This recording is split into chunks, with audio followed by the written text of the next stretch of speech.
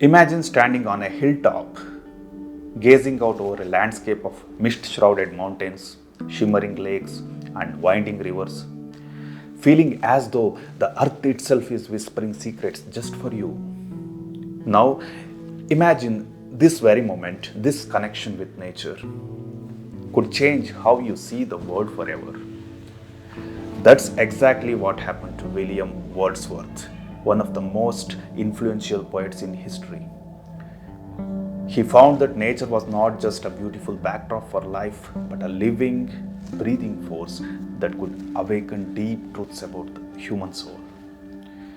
But what if I told you that his bond with the natural world went beyond mere inspiration?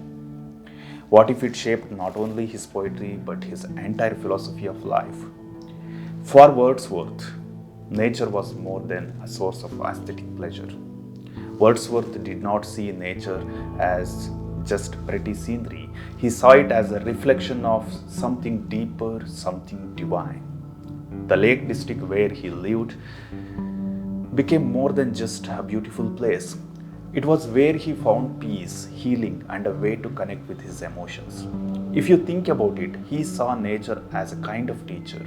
When we step away from the noise of daily life and get out into nature, it's almost like everything becomes clearer, right? That's what Wordsworth was after.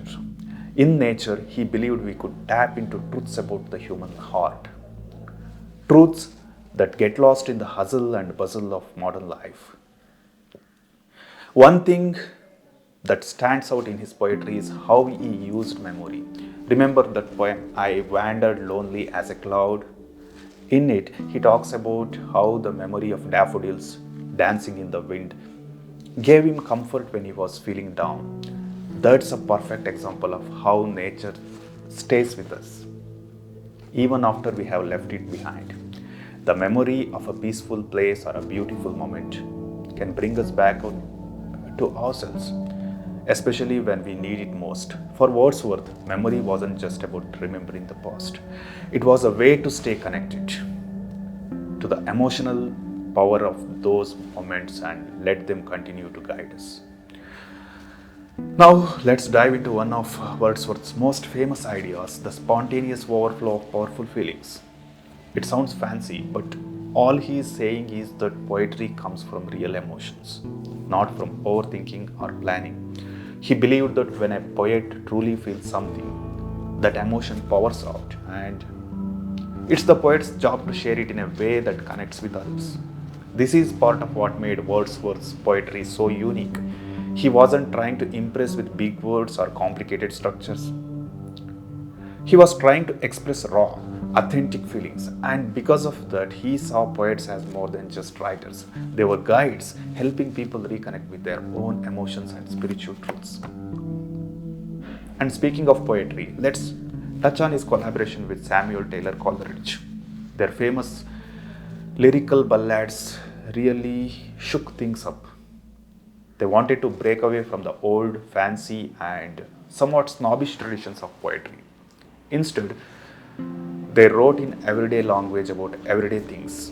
By doing that, they made poetry accessible to everyone, not just the intellectuals. Wordsworth was all about making poetry real, something that could speak to everyone's heart, no matter who they were. Now, here is something interesting. Wordsworth started out pretty radical. He was all for change, influenced by the French Revolution and its ideals. But over time, as he saw the chaos that followed, his views shifted. He became more conservative, looking back to tradition and stability. It's almost like his love for nature and his understanding of human emotions led him to believe that some things like respect for nature and the wisdom of the past shouldn't be tossed aside so easily. Then there is his famous use of simple, everyday language in his poems. At the time, poetry was often written in an elevated, almost pretentious way. But Wordsworth did not buy into that. He believed poetry should speak the language of the people, not just the scholars.